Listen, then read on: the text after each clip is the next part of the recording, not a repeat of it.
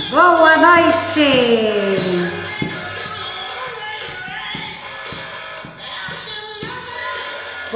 Boa noite, gente! Seja bem-vindo, seja bem-vinda ao episódio 18 do 0 ao 100K com a REURB. E neste programa eu ensino corretores de imóveis a fazer R$100 mil em até 6 meses com a REURB. Eu sou a Edna Oliveira e corretora de imóveis. E o tema de hoje é por que o corretor precisa saber identificar os documentos do imóvel do cliente. E a primeira pergunta, gente, que devemos nos fazer é: o que é um documento de imóvel? E por que ele existe? Né? Gente, um documento de imóvel nada mais é da certidão do imóvel. A gente não tem uma certidão de nascimento? O imóvel também tem, gente. Então, na nossa certidão de nascimento, quando a gente casa, a gente não transforma essa certidão em certidão de casamento? Se você divorcia, você não precisa fazer uma averbação de divórcio na sua certidão? Pois é, gente. O imóvel é a mesma coisa. Boa noite, Cristiano. Seja bem-vindo. Gente, o imóvel é a mesma coisa. Ele não é diferente da nossa certidão de nascimento. Então, o imóvel ele tem a matrícula. É a certidão dele, a certidão do imóvel. E o que vai acontecer com essa matrícula? Cada movimentação que você faz com ela, você vai lá e averba na sua matrícula. Certo? Você faz um contrato de compra e venda, você vai lá e averba. Você comprou esse imóvel solteiro e agora você está casado. Então, você vai lá e averba a averbação desse casamento. Luana, boa noite. Seja bem-vinda. Então, gente, a certidão do imóvel é como se fosse, né, a matrícula do imóvel é como se fosse a nossa certidão de nascimento. Cada detalhe que precisamos fazer na nossa certidão, o imóvel também precisa fazer essas alterações, tá, gente? Conforme vai fazendo qualquer coisa nesse imóvel, por exemplo, você já tem uma matrícula lá, que nessa matrícula consta 100 metros construído e você resolveu fazer um sobrado, né, ou outra parte em cima do seu imóvel, você tem que fazer essa retificação de área construída. Tudo que você fizer no seu imóvel, se você não levar para a matrícula, ele vai constar como irregular para o município e também para o cartório. Então, hoje nós vamos falar sobre isso, tá? Sobre as irregularidades dos documentos e como descobrir, tá? Então, gente, qual é o maior benefício para esses moradores em ter os documentos do imóvel ter os documentos do imóvel regularizados? Claro, além da valorização do imóvel que ele já sabe que vai ter, porque se o imóvel não tem documento, ele vale 30% a menos. Com a regularização desse imóvel, ele vai valer muito mais, né? Fora isso, ele tem a segurança jurídica, né? E algo que eles também ainda não sabem é que quem tem o documento do imóvel, ele também pode ter alguns benefícios fiscais, como a possibilidade de acessar assim, programas de incentivo fiscal, ou de obter isenções ou descontos em certos impostos. É só correr atrás. Para isso precisa ter o documento regularizado, tá bom, gente? E para que ele possa fazer todos os trâmites legais, né, de compra e venda, esse imóvel também precisa estar regularizado. Principalmente se essa compra e venda ela for feita financiada. Se o imóvel não tiver regularizado, ele não vai conseguir financiamento. Boa noite, Ronaldo. Seja bem-vindo. Então, gente, vamos continuar aqui. Outra coisa que ele também não consegue fazer, os meus amiguinhos já começaram cedo hoje. Gente, não se preocupem, como eu disse, eu tenho uma imobiliária do lado de uma avenida muito movimentada. Então, logo vocês se acostumam aí, nem vão se importar mais com esses motoqueiros, nem barulho de ônibus e carro aqui, tá bom? Vamos continuar. Então, essas pessoas, ela não pode vender financiada, ela não pode fazer uma doação, nem com usufruto, nem nada, ela não pode fazer uma alienação nesse imóvel, tá? Por quê? Porque o documento não está regularizado. Essas motinhas são do capeta mesmo, Ronaldo, aqui é terrível. Tem hora que eu fico brava com eles. Verdade. Gente, então bora lá. Outro detalhe também que não pode ser feito se o imóvel não tiver regularizado é a partilha de bens. Quer dizer, ele pode entrar no inventário, pode fazer o inventário, tá? Apesar que eu acho que não deve fazer o inventário de um imóvel que não tem documento, porque você vai pagar o valor de mercado, em vez de pagar o valor que ele realmente vale, porque um imóvel sem documento ele vale menos, mas na hora de cobrar lá, as cobranças que precisam ser feitas para fazer o inventário, ele vai ser cobrado em valor normal. Mas beleza, fez o inventário, foi partilhado ali para aquele herdeiro, aquele imóvel, ele não consegue transferir para o nome dele, porque o imóvel está irregular. Então, para ele conseguir fazer essa transmissão para o nome dele, ele precisa regularizar o imóvel dele. E isso é fato, tá, gente?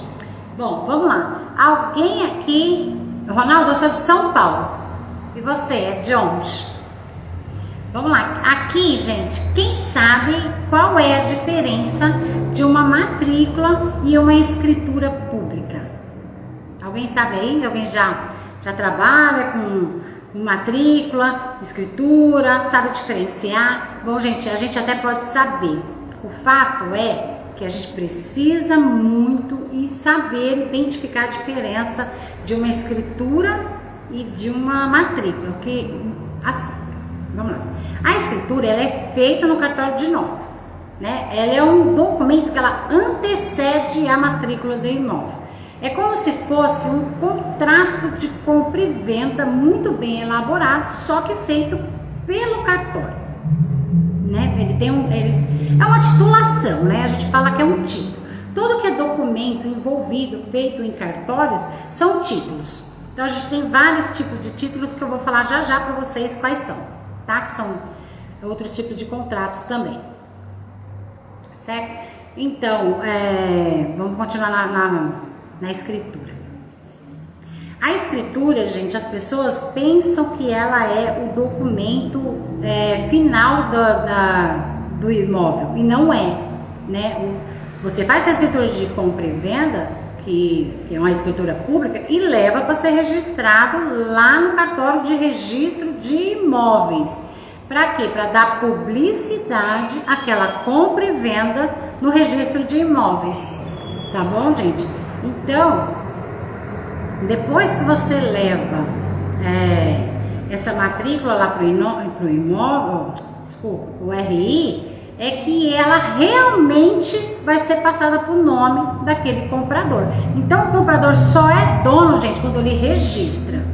Antes de registrar no cartório de imóveis, ele ainda não é dono, mesmo ele tendo a escritura de compra e venda. Então, isso é fato. E com a escritura de compra e venda, não dá para financiar o imóvel. Ele tem que levar para o registro. Então, essa também pode ser considerada uma irregularidade no imóvel. Muitas pessoas pensam que não, mas sim. Ronaldo, muitas pessoas não sabem disso, mas é a realidade do nosso mercado. Quando a gente começa a fazer regularização de imóveis, a gente começa a descobrir isso aí. Eu também tive que aprender, eu fiz curso só para poder ler uma matrícula, entendeu?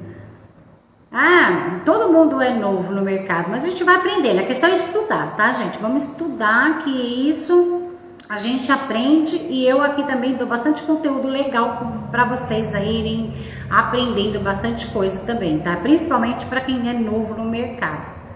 Gente, então, a escritura, ela não é o documento final, e sim a matrícula, tá? Mas, gente, as pessoas, elas pensam que é. As pessoas, elas pensam que a escritura realmente é aquele documento final, que é que o imóvel já é dele, ele já é dono. Ele é o dono na cabeça dele, ele é sim, né, gente? Ele ainda é, porque ele tem um título ali, então ele pode dizer que ele é dono. Mas enquanto ele não levar na matrícula, ele não vai ser dono ainda oficialmente, né? Obrigada, Ronaldo, legal, é bom saber que você assiste meus vídeos, continue assistindo que eu vou trazer sempre coisas novas aí, tá bom? Legal ficar interagindo com vocês, gente, pode ir falando aí, que quando eu conseguir eu vou respondendo vocês, tá? Se eu não conseguir responder, a gente vai respondendo depois, quando acabar a live, tudo bem, gente? Vai deixando as dúvidas de vocês aí. Então, vamos lá. Gente, vocês dificilmente, vocês vão pegar aquelas pessoas mais velhas e vocês vão ouvir elas falarem que elas têm uma matrícula. Elas vão falar que tem a escritura de compra e venda. Por quê? Porque a escritura de compra e venda é mais popular. Então é de costume dessas pessoas falar que tem a escritura delas. Realmente, elas têm a escritura, só não levou para matricular essa escritura ainda. Mas isso não quer dizer, né, que eles fizeram assim, muitas vezes as pessoas não sabiam, eles nem sabiam, né, que essa escritura teriam que ser levada ali para os cartórios, porque elas confundem os dois tipos dos documentos, né? Tem bastante gente que não sabe o que é uma matrícula, o que é uma escritura de compra e venda. Então é normal as pessoas confundirem. Por quê? Porque elas estão acostumadas a ouvirem escritura de compra e venda, né? Matrícula, que é o documento oficial mesmo, a maioria não sabe disso, gente. Só quem realmente já está acostumado a trabalhar aí com matrículas, elas sabem que realmente aquela lá é a titulação certa. Mas para o pessoal que é ali, os compradores, ainda mais os mais velhos, eles ainda não sabem, mas por falta de orientação, gente, né? E quem vai descobrir que esse imóvel, ele precisa mesmo ser regularizado, vai ser os filhos. Quando precisar fazer aquela partilha de bens que eu expliquei lá em cima. Agora, pô, lá em cima, ó, gente. Quem vê pensa que eu tô lá. Mas, tudo bem. Então, aí os filhos, eles vão descobrir, poxa, e agora? O documento do pai estava errado. Tá faltando regularizar e agora eu não consigo mais colocar o imóvel no meu nome. Essa situação, gente, é fática. Acontece sempre, né? Porque antigamente as pessoas, ela não tinham essa visão de que precisava levar essa escritura lá para o registro do cartório, tá? Era normal para eles pegar ali aquela escritura de compra e venda e guardar. Eles não davam a publicidade certa que precisava dar, porque eles não sabiam mesmo, né? E hoje em dia, porque antigamente eles podiam dar essa publicidade e eles acabavam não dando, mas tanto hoje como antigamente, para que servia essa publicidade? Para que serve essa publicidade?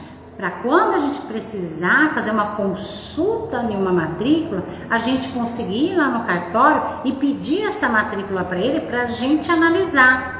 Às vezes para o próprio morador que precisa fazer uma regularização, às vezes numa compra e venda também a gente precisa dar uma olhada para ver se ela não está alienada, se ela não tem ali uma doação, se ela já não tem um usufruto ali para alguém, porque tendo esses determinados quesitos lá na matrícula, você não consegue vender. Você vai precisar de anuência de alguém para poder fazer aquela venda, né? Ou então precisa dar baixa ali naquela alienação que possui ali naquela matrícula ainda, né? E outros dados também que pode ser que a gente pode pegar essas matrículas, por isso que a publicidade é importante, porque quando a gente vai fazer uma compra e venda, a gente costuma fazer as buscas também de ônus dos nossos compradores e dos nossos vendedores, principalmente dos vendedores, para saber se aquela matrícula ali, ela já não está hipotecada, porque antigamente eles usavam muita hipoteca e muitas hipotecas ainda constam ali nas matrículas. Então a gente precisa analisar cada detalhe, e a publicidade das matrículas é muito importante para a transação de compra e venda, né? Então essa é a grande importância dos nossos imóveis estarem regularizados, tá? Bom, outro detalhe que eu acho que essas pessoas, gente, né, elas acham que essas escrituras, para elas já tá bom, tá tudo certo, é delas, pronto, acabou, ninguém vai tirar elas dali mais, porque elas têm ali a escritura delas, porque elas acham que aquilo ali é o documento final delas. E isso acontecia muito lá atrás por falta de orientação, né? Eles sem saberem que precisava levar essa escritura lá no cartório de imóveis para fazer essa regularização, eles não faziam isso ou deixavam de fazer por maldade, e sim por falta de conhecimento mesmo, né? Por falta de orientação. E isso eles vão ficando com esses imóveis irregulares sem saber a vida toda. E só vai descobrir mesmo no ato dos trâmites de fazer ali qualquer coisa que precise naquela matrícula. Até mesmo esses próprios proprietários acabam querendo vender e descobre que não consegue fazer isso porque tem uma irregularidade ali, tá bom, gente? Hoje já é mais prático. Hoje, se a gente for fazer uma venda, vou responder já isso para você, tá, Ronaldo? Hoje, se a gente precisar fazer uma venda, automaticamente, quando você faz aqueles trâmites de compra e venda, vocês já conseguem levar tudo isso lá para o cartório de notas, e o cartório de notas já fala logo que precisa fazer o registro e já cobra também por esse registro.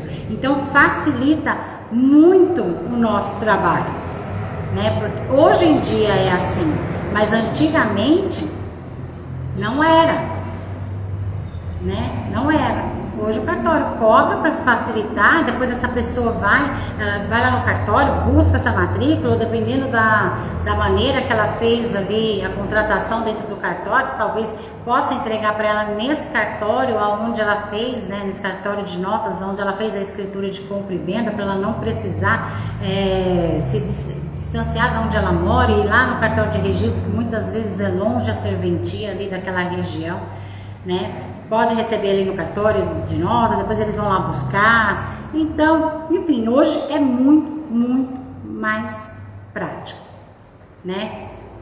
E, Ronaldo, a regularização de cada imóvel depende muito da situação do que precisa ser regularizado. Então, a gente tem que analisar esses documentos que eles têm.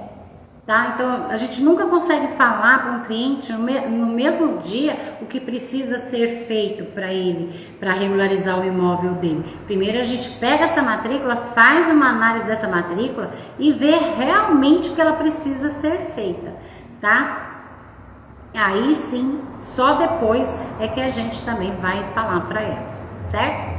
Espero ter conseguido sanar a sua dúvida. Vamos lá. Outra questão também que as pessoas confundem bastante, gente, é o nosso famoso contrato de gaveta. Eles confundem demais. Eles entendiam? Beleza, então, fico satisfeita que você conseguiu entender. Aquele contrato de gaveta, gente, ele não tem nada a ver com aquele contrato que tem peso de um título. E para vocês saberem como que é esses contratos com peso de título, eu vou dar um exemplo para vocês que é mais simples, porque a gente já está nesse ramo, então vai ser mais fácil de vocês entenderem. Quando vocês fazem aquela venda, né, que o banco ele entrega aquele contrato explicando todos os detalhes do financiamento, aquele sim é um contrato de compra e venda com força de título. Então ele é diferente daquele contrato de gaveta, né? Muito diferente, né, gente? Porque é um banco que está fazendo, o banco já faz tudo dentro das normas do cartório. Não é igual você ir lá fazer um contrato que você pega ali, muitas vezes, vai lá no Lan House, pede para ele fazer aquele contrato para você. Aquele contrato às vezes nem é completo o suficiente para dar aquela segurança jurídica para aquela pessoa que está fazendo aquele contrato. E outros também, a gente da imobiliária, a gente pode fazer esses contratos de compra e venda. Aqui na minha imobiliária eu faço muito contrato de gaveta, gente, muito. A gente ganha dinheiro aqui fazendo esses contratos para as pessoas, principalmente para aquelas pessoas que têm os imóveis irregulares, que sabem que não tem como financiar. Então elas acabam fazendo os trâmites lá de venda, sem corretor nenhum no meio, sem segurança de nada, faz aquela forma de pagamento em trocentas vezes lá, mas é entre eles, a gente já não se envolve, a gente só está aqui para fazer o contrato. Então, pela imobiliária, a gente procura fazer um contrato um pouco mais de segurança para eles. Mas nada mais, não vai deixar de ser um contrato de gaveta. Aquele contrato que só vai ser reconhecido firma. Diferentemente desse contrato dos bancos, que a pessoa pode levar direto no cartório e fazer o registro de imóveis. O contrato de gaveta já não pode fazer isso. Tá? O contrato de gaveta não tem como você levar ele lá no cartório e falar para ele, olha, eu comprei esse imóvel e agora eu quero fazer a minha escritura, que eles falam, né? A minha escritura da minha casa. Não vai conseguir, certo?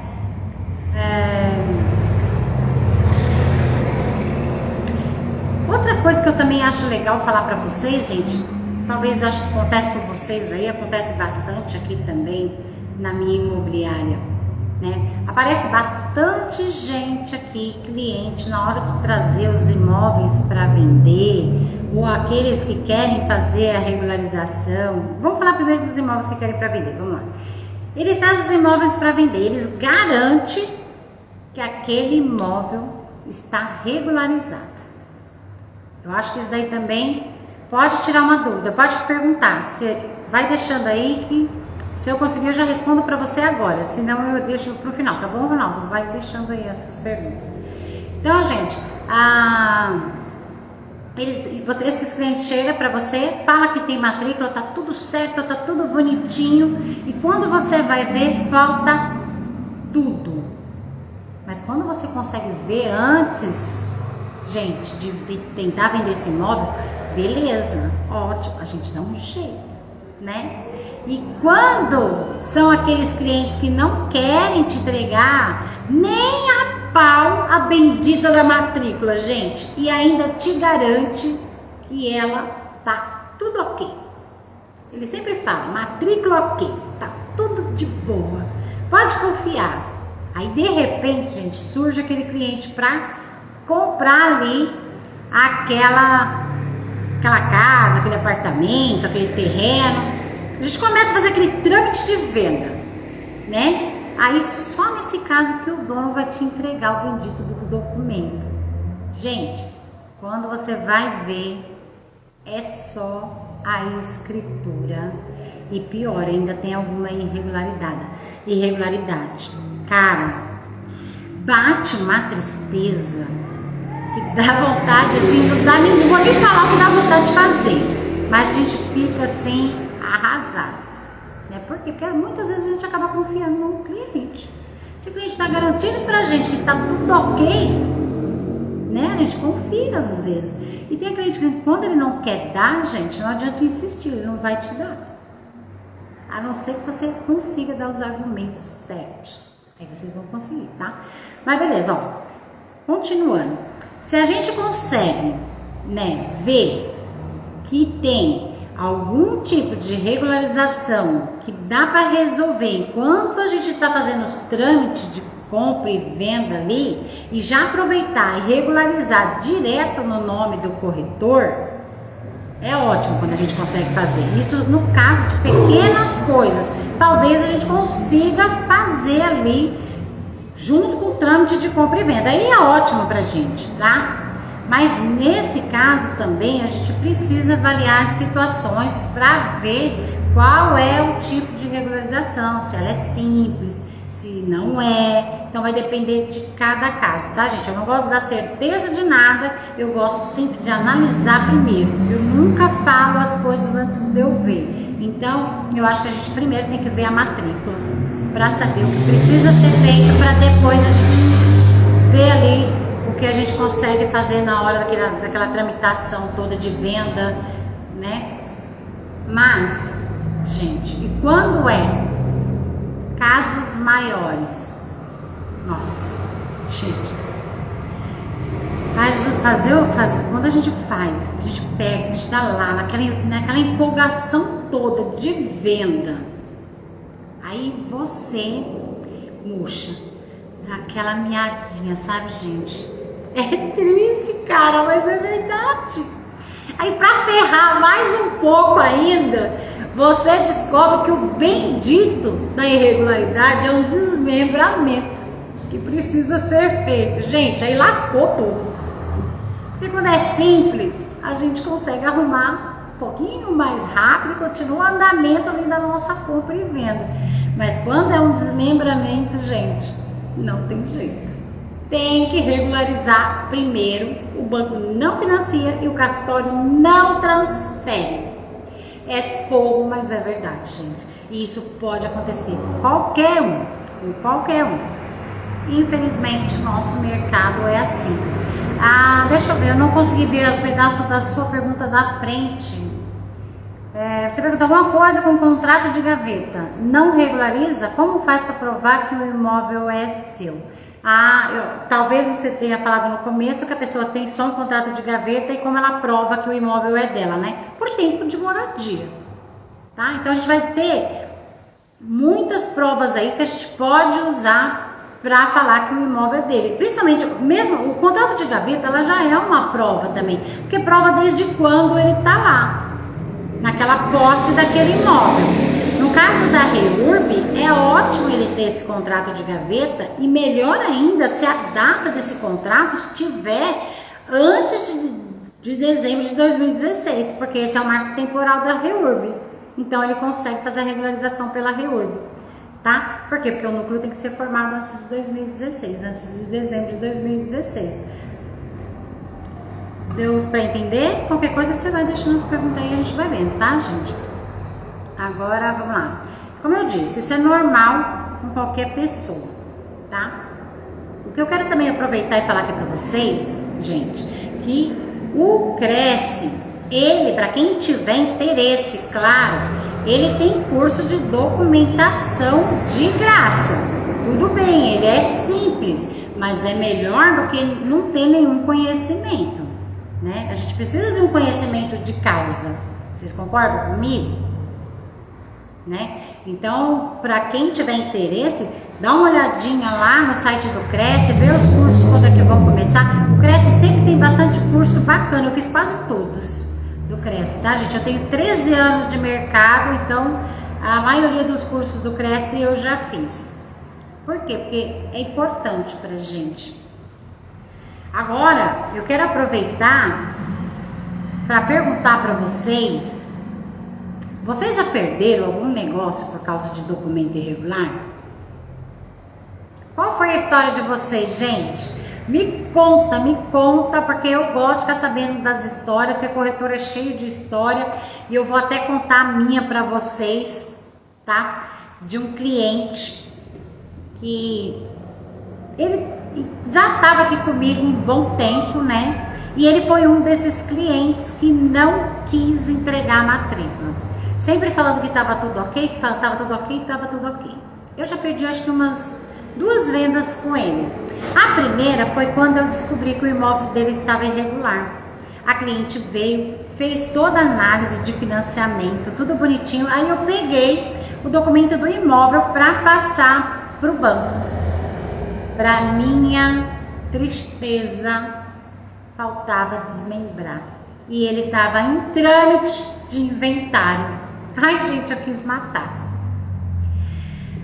Enfim, este cliente perdeu uma venda, lógico. Por quê? Porque a menina queria comprar. Não perdi a venda dessa casa, tá, gente? Eu depois fui atrás de outra para ela, mas ele perdeu a venda dele.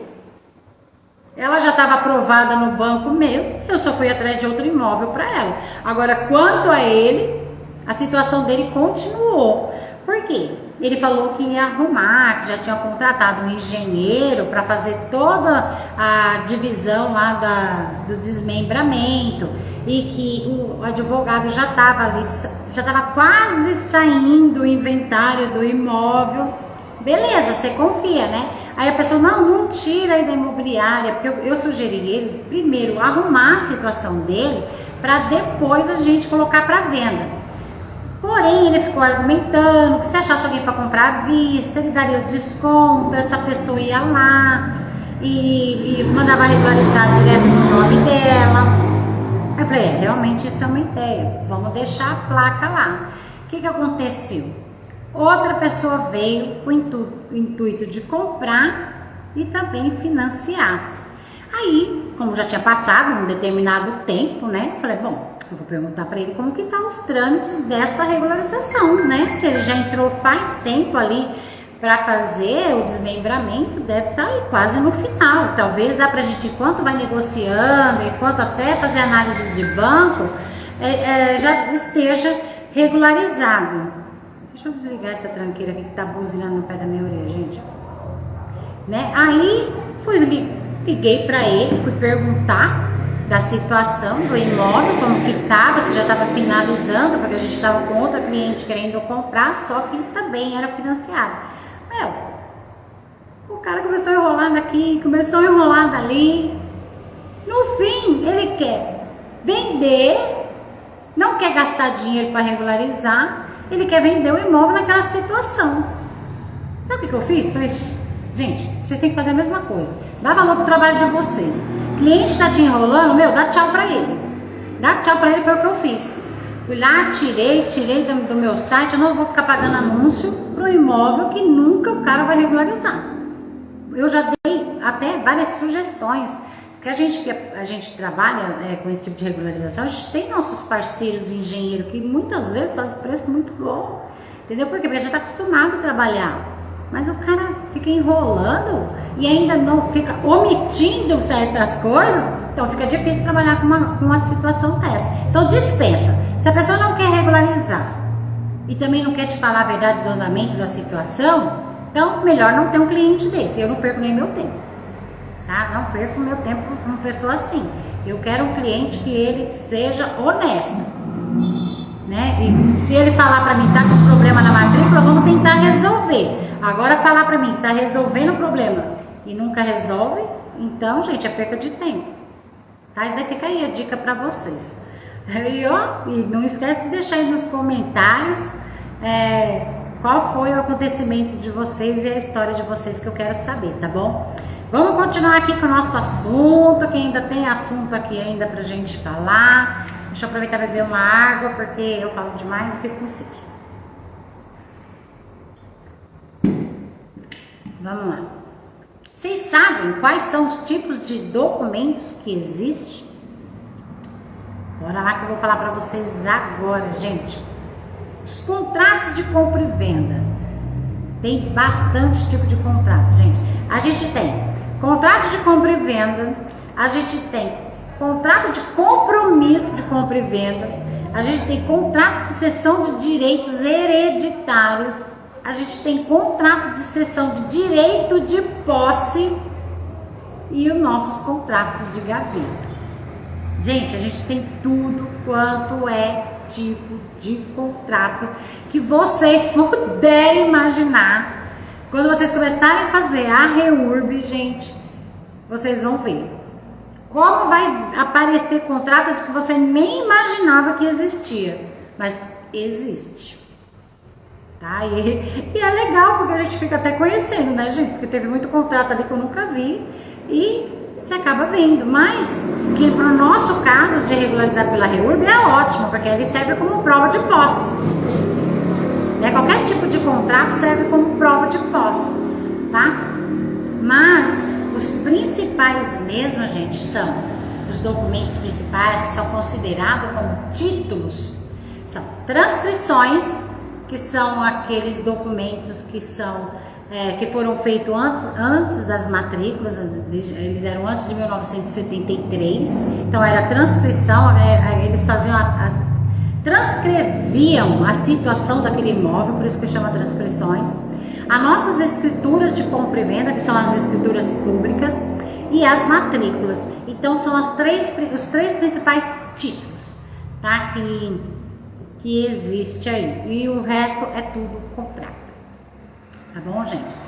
E qual é o melhor momento para pedir esses documentos dos imóveis aos moradores? Bastante gente pergunta pra gente isso. Gente, na hora que aquele cliente chegar com o imóvel para você, tá? Na hora você já pede o documento. Não tem como você falar nada só com aquilo que ele tá falando, porque muitas vezes eles falam algo que eles nem sabiam que estava ali no contrato quando a gente vai fazer a análise. Então a gente precisa analisar, a gente precisa ver a situação. do tipo de documento que ele tem, né? Vamos ver se é um contrato, se é uma escritura, se ele realmente tem a matrícula. Depois que a gente analisar se o tipo de documento, a gente vai analisar qual é a irregularidade que existe ali naquele documento que a gente pegou para analisar. Entendeu? Então, na verdade, a gente vai fazer aí algumas análises para a gente saber qual é o tipo de irregularidade, né, nessa situação desse documento. Então, é por isso, gente, que a gente precisa saber essas informações, porque ela é muito importante, principalmente para você fazer a regularização pela REURB, né? E a gente precisa ver também, através desses documentos, se o imóvel está regularizado ou não. É através dele que a gente vai saber. Então vai depender também da situação dessa irregularidade para a gente saber se a gente vai conseguir encaixar ela também na REURB ou não. Naquele projeto de regularização que a gente está fazendo ali naquele núcleo, naquele bairro. Aquele projeto de REURB que a gente pretende fazer. Então, cada caso será analisado, tá? E já sei, gente, já sei. Aí você vai estar aí se perguntando por que você deve investir seu tempo e dinheiro para aprender tudo isso. Bom, gente, em primeiro lugar, é praticamente uma obrigação o corretor saber de documentação, já que a gente exerce uma profissão que lida com imóvel, gente, né? E para a REURB não é diferente. A gente também precisa entender um pouco, né, dessa documentação, conhecer as informações de cada uma para saber diferenciar dos demais.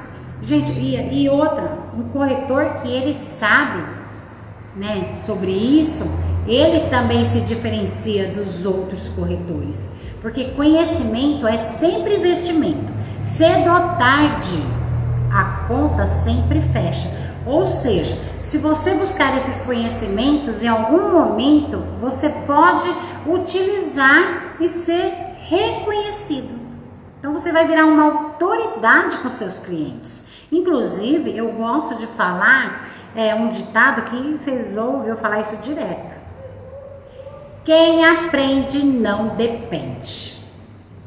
E eu vou falar mais, gente. Sempre vai ter aquele corretor que fica acomodado e só reclama da situação atual. Mas o que ele está fazendo para mudar essa situação? Nada. Ele gosta, parece, às vezes, de ficar na situação que você encontra. Não quer se especializar em algo. A única coisa que faz é reclamar. Gente, no nosso ramo, a gente não pode se acomodar. Então, meu amigo, se você não quer se especializar, se esse é o seu pensamento, melhor você trocar de ramo, porque, né, em qualquer ramo que você for, independente de ser corretor ou não, se a pessoa ela quiser crescer de verdade, ela tem que ter conhecimento, porque conhecimento, gente, é poder. É poder, tá? E se você ainda não sabe disso, sinto muito por você, tá, gente? Eu não quis ser dura aqui, mas às vezes a realidade é bom ser dita, porque às vezes a gente está aqui transmitindo um conhecimento para as pessoas e ainda tem pessoas que ficam falando. Então, antes da gente falar, a gente tem que procurar conhecer, procurar saber, procurar conhecimento. Para quê? Para a gente se tornar um profissional melhor. Certo? Gente, é isso. Eu espero que vocês tenham gostado da live de hoje. No nosso próximo episódio, que vai ser lá dia 15/8, eu vou falar sobre o que é preciso, né? Se é preciso ter o aval da prefeitura para iniciar um projeto de REURB, tá, gente? E se vocês disserem aqui para mim o que acharam dessa live, eu vou ficar contente, tá? E se gostou, já curte esse conteúdo. Olha lá, eles responderam para mim. Já curte, e quem ainda não me segue aí para poder ficar sempre por dentro das nossas lives, dos nossos conteúdos E se você tiver mais alguma dúvida, deixa aí, que em seguida eu já respondo para vocês, tá, gente? Fique com Deus e até a próxima.